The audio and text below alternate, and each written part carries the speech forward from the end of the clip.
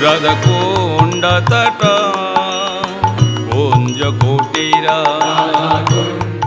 गोवर्धन पहाड़ी तीनों लोकों में सबसे पवित्र पर्वत। जब वे ब्रज में प्रकट हुए तो ब्रह्मांड के सभी बड़े पर्वत आए और उन्होंने अपने राजा गिरिराज पर्वत के रूप में उनकी पूजा की। गोवर्धन पहाड़ी ब्रज का सबसे बड़ा आभूषण पवित्र स्थानों से युक्त है, जहां भगवान कृष्ण ने अपने असंख्य पारमार्थिक प्रेम पूर्ण पलों को श्रीमती राधा रानी, भगवान बलराम और अपने ग्वाले मित्रों के साथ बिताया। आज हम 23 किलोमीटर लंबे नरम रेतीले रास्ते से होते हुए परिक्रमा पर स्थित सबसे पवित्र स्थलों का भ्रमण करेंगे, जो गिरिराज गोवर्धन को चारों तरफ से रेखांकित करते हैं। पुलस्त्य ऋषि जो एक महान मुनि थे, जो काशी में रहते थे, अपनी तपस्याओं के लिए एक उपयुक्त स्थान ढूंढ रहे थे। ढूंढते ढूंढते वे शलमली द्वीप पहुँचे। वहाँ पर उन्होंने गोवर्धन गिरी को देखा, जो द्रोणगिरी के पुत्र के रूप में प्रकट हुए थे। द्रोणगिरी के पास में जाकर के उन्होंने कहा, कृपा करके मुझे गोवर्धन गिरी को दान में दे दो। द्रोणगिरी अत्यंत दुखी हो गए, लेकिन क्योंकि ये एक महान ऋषि थे, उनको मना नहीं कर सकते थे, इसलिए उन्होंने बड़े ही दुख के साथ में अपना वचन पूरा किया कि ठीक है, मैं गोवर्धन गिरी को आपको दान में देता हूँ। पुलस्त्य ऋषि जब गोवर्धन गिरी के पास में गए, गोवर्धन गिरी ने कहा, मैं आपके साथ चलने के लिए तैयार हूँ, लेकिन एक वचन मुझे देना पड़ेगा कि जब आप किसी भी स्थान पर अगर आप मुझे रख देंगे, मैं उस स्थान से आगे नहीं जाऊँगा। पुलस्त्य ऋषि मान गए और गोवर्धन गिरी को लेकर के चल पड़े। पुलस्त्य ऋषि जब गोवर्धन को लेकर के शलमली द्वीप से काशी की तरफ जा रहे थे, रास्ते में व्रजधाम पड़ा। भगवान की योग माया की शक्ति के द्वारा यहाँ पर पुलस्त्य ऋषि को लगा कि उनको अपनी दैनिक पूजा करनी चाहिए। उन्होंने गोवर्धन को इस स्थान पर व्रजधाम में रख दिया और अपनी दैनिक पूजा में लग गए। दैनिक पूजा खत्म करने के बाद जब ऋषि वापस आए तो गोवर्धन वहीं पर स्थापित हो गए। गोवर्धन ने कहा, वचन के अनुसार अब मैं यहाँ से नहीं जाऊँगा। पुलस्त्य ऋषि को गोवर्धन पर्वत के वचनों को सुनना पड़ा और मानना पड़ा, और आगे की भगवान की राधा कृष्णा की व्रज लीला के लिए गोवर्धन पर्वत को व्रज में ही छोड़ना पड़ा। भक्त गोवर्धन पहाड़ी पर नहीं चढ़ते ताकि उस पर कदम रखने के अपमान से बचा जा सके। हालांकि जतीपुर गांव में भक्तों को खास तौर से भगवान कृष्ण के गोवर्धन शिला रूप का अभिषेक करने का अवसर मिलता है। कलिमलहारी राधे श्याम श्याम श्याम,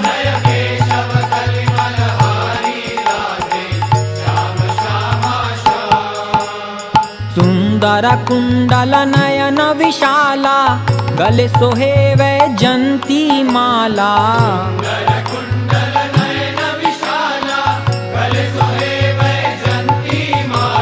या छवि की बलिहारी राधे श्याम श्याम श्याम, जय माधव मदन मुरारी राधे श्याम श्याम श्याम, जय केशव कलिमलहारी राधे श्याम श्याम श्याम। अबहु लूट लूट दाधी खायो। गिरिराजो हरे रूपम गोवर्धनश्च भगवान, गोवर्धन साक्षात कृष्ण अत्र न संशयः। गिरिराज गोवर्धन इस व्रजमंडल में भगवान कृष्ण के आदेश पर प्रकट हुए।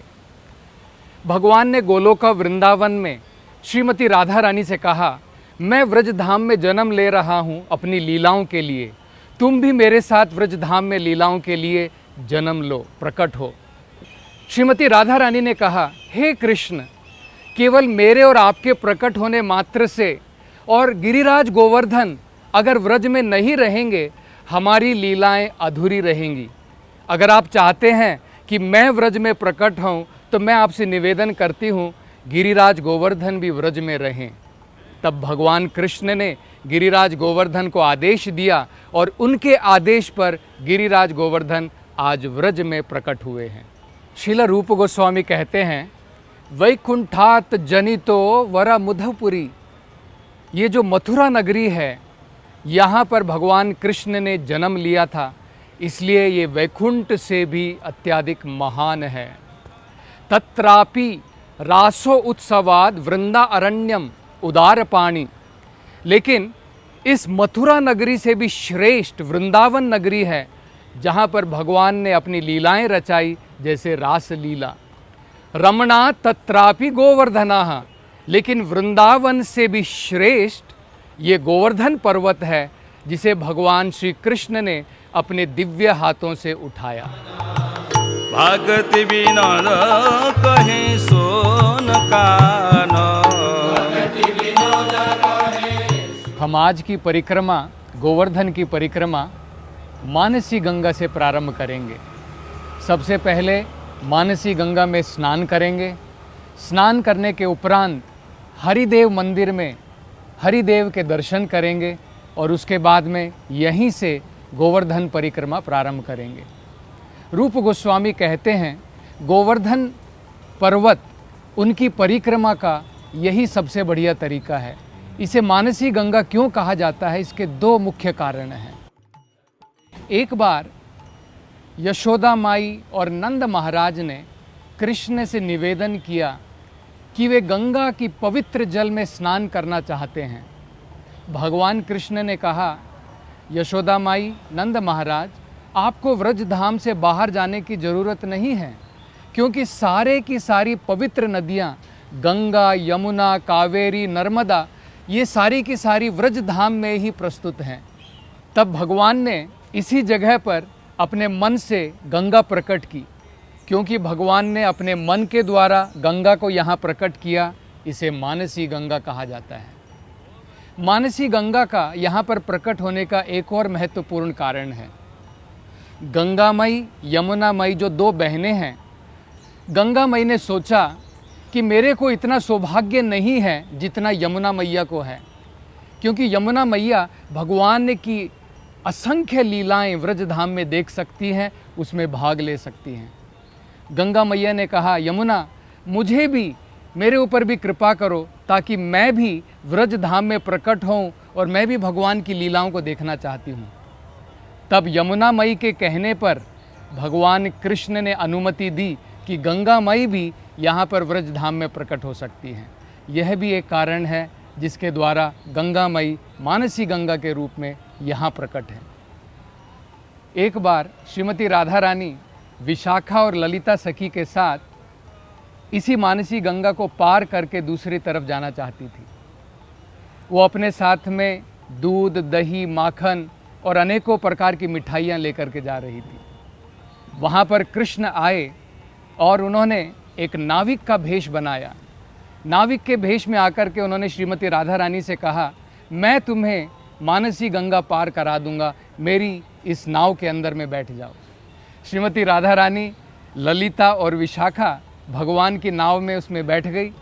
भगवान नाव चलाने लगे, लेकिन बीच में जाकर के भगवान ने नाव रोक दी। भगवान ने कहा, मैं अब बहुत थक गया हूँ, आगे नाव नहीं चला सकता हूँ। इतना ही नहीं, भगवान ने नाव को हिलाना प्रारंभ कर दिया। सारी गोपियाँ अत्यंत प्रकार से डर गई। तब भगवान ने कहा, इसके बदले में कि मैं तुम्हें वापस किनारे तक पहुँचाऊँ, सारी की सारी दही, सारा माखन, सारी मिठाइयाँ तुम मुझे अर्पण कर दो। राधा रानी ने देखा कि ये नाविक कौन है। उन्होंने देखा कि उनकी पगड़ी में मोर का पंख छिपा हुआ है। उन्होंने देखा उनकी कमर में बांसुरी छिपी हुई है। तब उन्होंने पहचान लिया, यह नाविक स्वयं कृष्ण भगवान है। ये प्रकार की अत्यंत मोहक लीलाएं इसी मानसी गंगा में घटी। कुंज कुटीर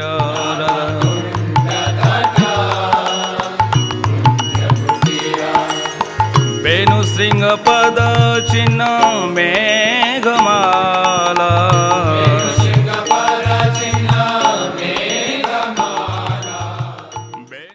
ब्रह्म संहिता में ब्रह्मा जी कहते हैं, ईश्वरः परमा कृष्ण सच्चिदानंद विग्रह अनादिरादिर गोविंदा सर्व कारण कारणम।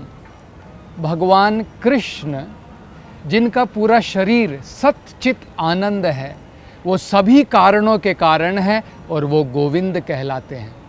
लेकिन भगवान के इस स्तर को समझना सबके लिए संभव नहीं है। यहाँ तक कि इंद्र देवता भी भगवान को एक साधारण बालक के रूप में समझने लगे। भगवान भगवत गीता में कहते हैं, न मे विदु सुरगणाः, सुरगण भी मुझे नहीं समझ सकते हैं।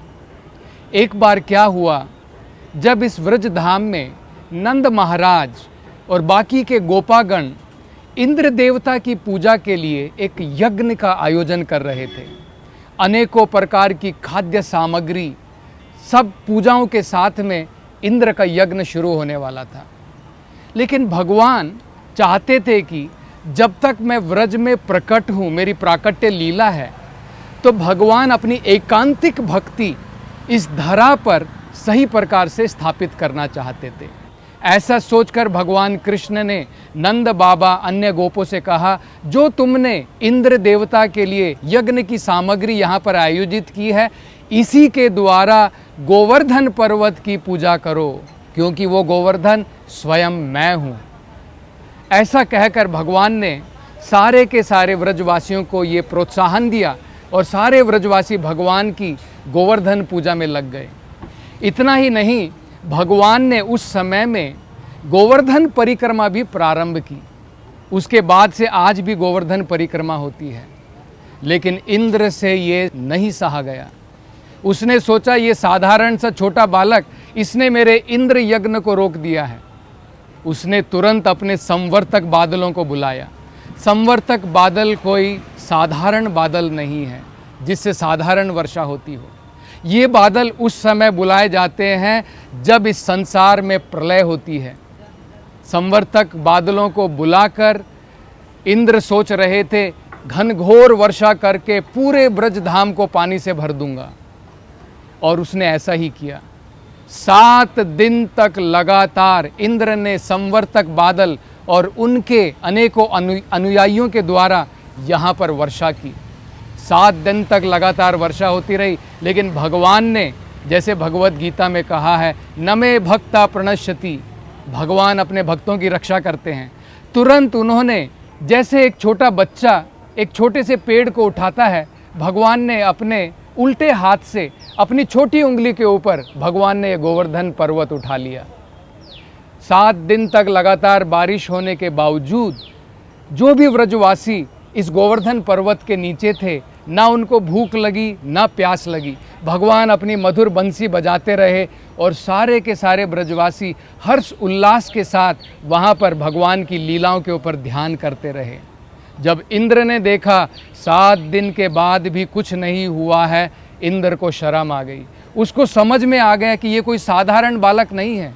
तुरंत इस स्थान पर आकर के भगवान के चरणों पर गिर गया और माफ़ी मांगी, क्षमा याचना की। भगवान ने उनको क्षमा किया।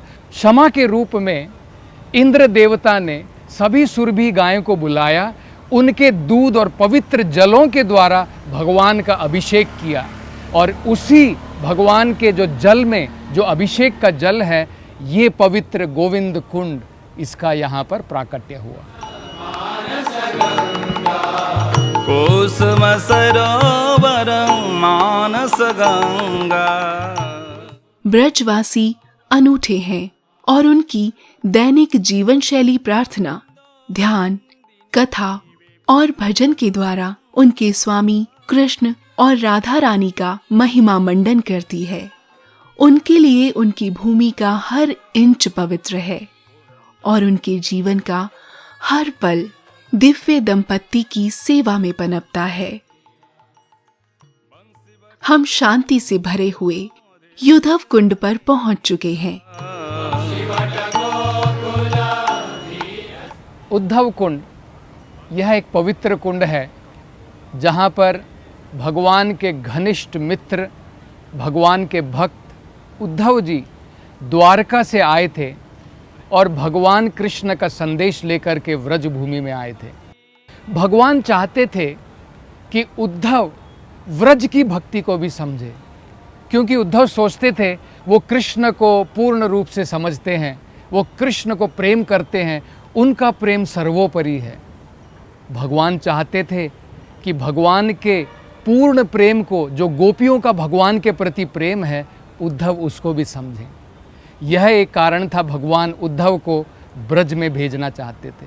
दूसरा कारण ये था, ब्रजवासी भगवान कृष्ण के लिए अत्यधिक समय से इंतजार कर रहे थे। भगवान जब वृंदावन से मथुरा गए, अक्रूर जी लेकर के गए, भगवान ने कहा था, वचन दिया था, मैं जल्दी ही काम निपटा कर वापस आऊँगा, लेकिन वो जल्द वापस नहीं आए। इसलिए भगवान ब्रजवासियों को सांत्वना देना चाहते थे। इसके लिए भी उन्होंने उद्धव को मथुरा से ब्रजधाम को भेजा। ब्रजधाम में आने के बाद में उद्धव जी ने जब गोपियों के प्रेम को भगवान के प्रति देखा, जब उद्धव जी आए, पहले तो गोपियों ने सोचा कि ये अक्रूर हैं, कहीं दोबारा उस प्रकार का दुखित वातावरण ये यहाँ पर ना बना दें। लेकिन जब बाद में उन्हें पता लगा कि ये भगवान के भक्त उद्धव हैं, कृष्ण जैसे ही दिखते हैं, तो वे अत्यंत हर्षोल्लासित हो गई। भगवान के बारे में सुनना चाहती थी। अपने सारे कार्य छोड़ करके, अपने सारे परिवार को छोड़ करके वो उद्धव के पास में आई और सारे कर्म भूल करके भगवान की लीलाओं में मग्न हो गई। ये देख करके उद्धव जी को ज्ञात हुआ कि किस प्रकार से गोपियों की भक्ति भगवान के लिए अत्यंत शुद्ध है।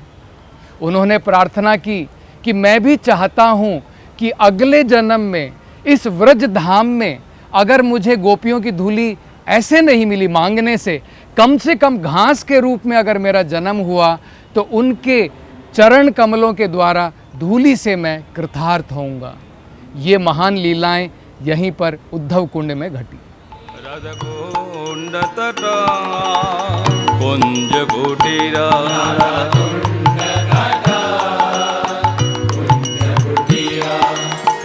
ये सब छोड़त कहीं नहीं जा। राधा कुंड श्रीमती राधा रानी का पसंदीदा स्थान है। ये ब्रह्मांड के सभी पवित्र स्थानों में सबसे पवित्र स्थल के रूप में पूजनीय है और श्रीमती राधा रानी का तरल रूप माना जाता है और इसलिए उनसे अलग नहीं है। यह निष्कर्ष निकाला जा सकता है कि राधा कुंड के दर्शन करना बिल्कुल वैसा ही है जैसा स्वयं श्रीमती राधा रानी का दर्शन करना होता है। राधा कुंड के तट पर निवास करने में सक्षम होना और राधा रानी के स्वयं के व्यक्तिगत स्नान कुंड के पवित्र जल में स्नान करना सामान्य गतिविधियां नहीं हैं। आज हम इस पूरे ब्रह्मांड के, पूरे ब्रजधाम के सबसे पवित्र, सबसे पावन श्री राधा कुंड यहाँ पर हैं। इसके पीछे एक अत्यंत रोचक कथा है। एक बार कंस का भेजा हुआ एक राक्षस, एक असुर, जिसका नाम था अरिष्टासुर। अरिष्टासुर व्रजलोक में आया। यहाँ पर उसने एक बैल का रूप धरा। बैल का रूप धर के पूरे ब्रज धाम में दौड़ने लगा। सारे ब्रजवासी घबरा गए।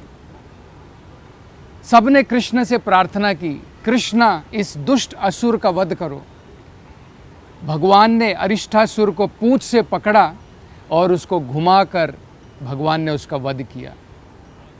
अरिष्टासुर का वध करने के उपरांत जब भगवान राधा रानी से मिले, गोपियों से मिले, गोपियों राधा रानी ने भगवान कृष्ण से कहा, कृष्ण तुमने एक बैल का वध किया है, इसके वध करने के लिए जो तुम्हें पाप लगा है, उससे धुलने के लिए तुम्हें सभी प्रकार के तीर्थ स्थानों पर जाकर सभी पवित्र नदियों में स्नान करना पड़ेगा।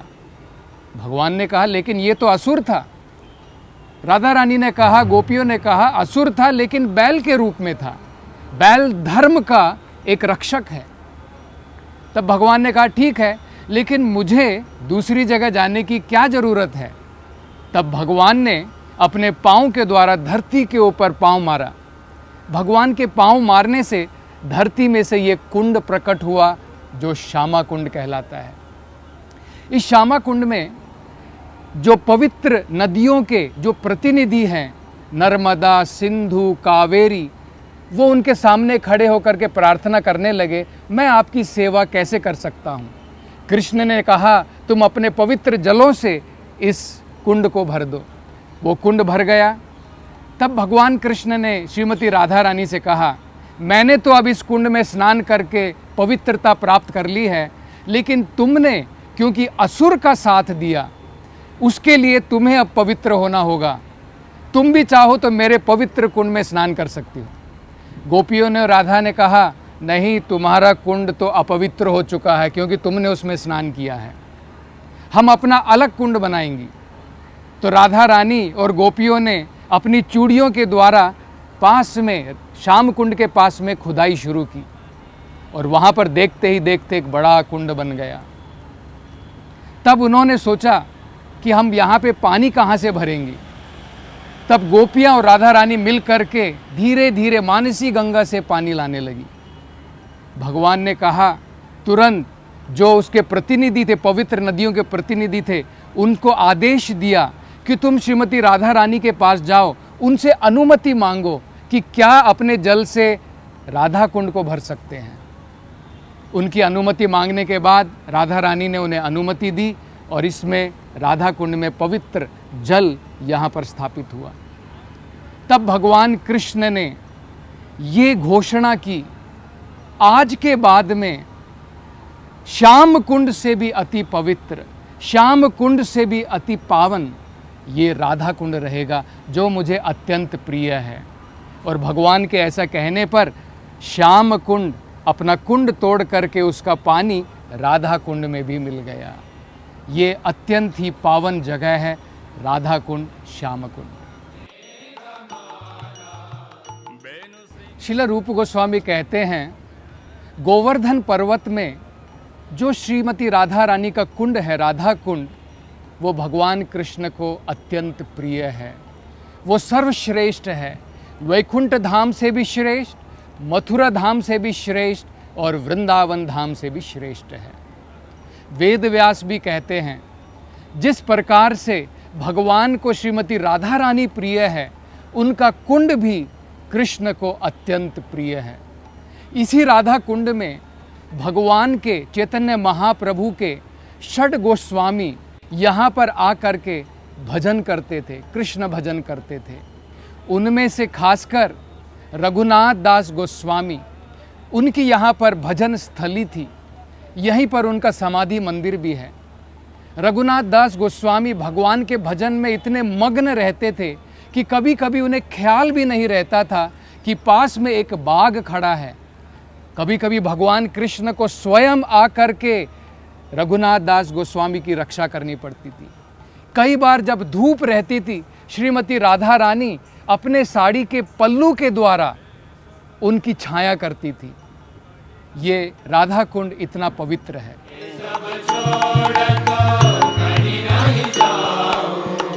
ये सब छोड़ तो कहीं नहीं जाओ, ये सब छोड़ तो कहीं नहीं जाओ, ये सब छोड़ तो परान हराओ, ये सब छोड़ तो परान हराओ, रजगुंड तटा कुंज। राधा कुंड से कुछ किलोमीटर की दूरी पर एक आकर्षक झील है, कुसुम सरोवर।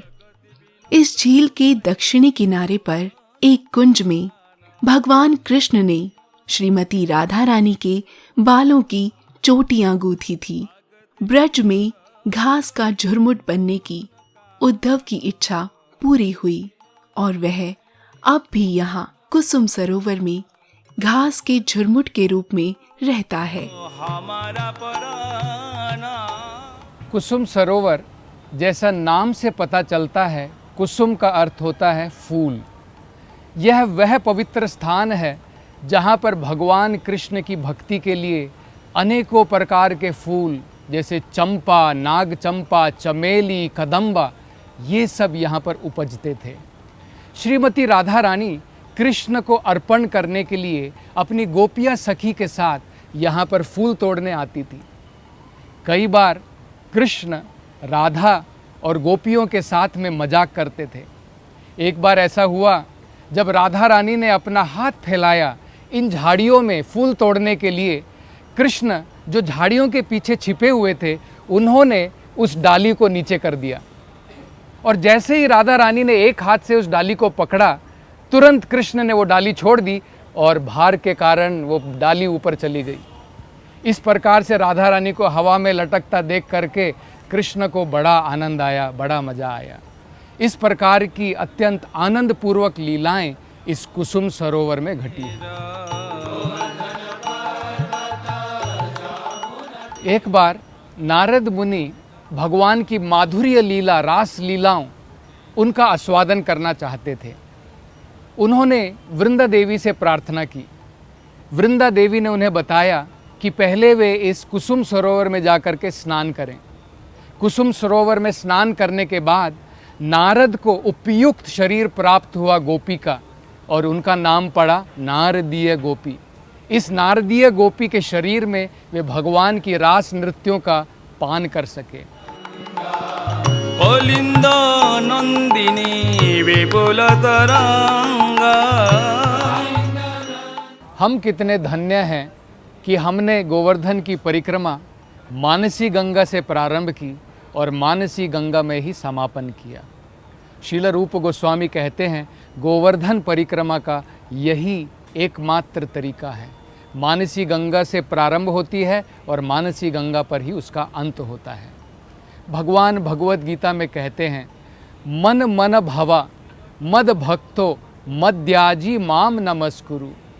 भगवान कह रहे हैं हमेशा मुझे अपने मन में रखो। मन मन भवा मद भक्तो, हमेशा हमें भगवान की भक्ति करनी चाहिए।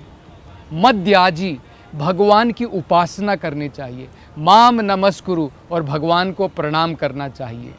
ये चार महत्वपूर्ण कार्य आज हम इस परिक्रमा में कर सके, हम कितने भाग्यशाली हैं। भगवान भगवत गीता में ये भी कहते हैं तस्मात् सर्वेषु कालेषु माम अनुस्मरा।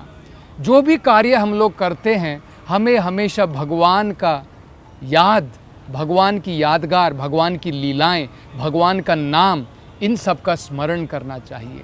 और आज इन सभी पवित्र स्थानों पर जा कर के हम भगवान की लीला की चर्चा कर सके, उसके विषय में सुन सके, उनका स्मरण कर सके, हम अत्यंत धन्य हैं।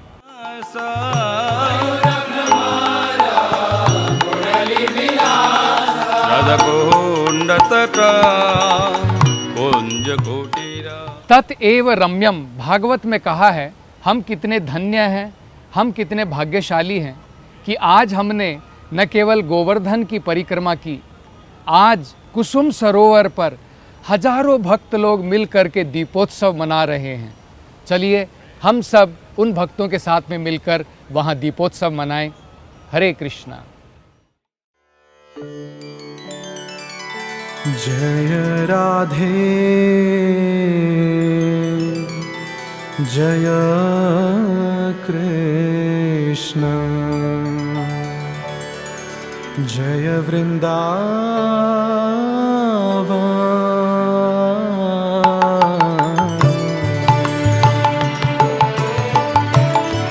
जय राधे जय कृष्ण जय वृंदावन जय राधे जय कृष्ण जय वृंदावन। श्री गोविंद गोपीनाथ मदन मोहन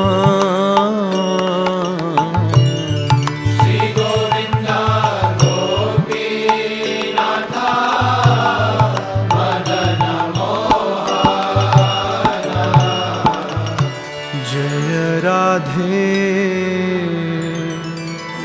जय Krishna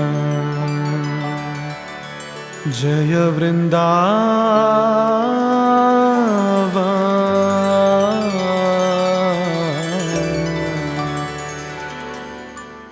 Hare Krishna. Subscribe to our channel and press the bell icon to never miss any updates.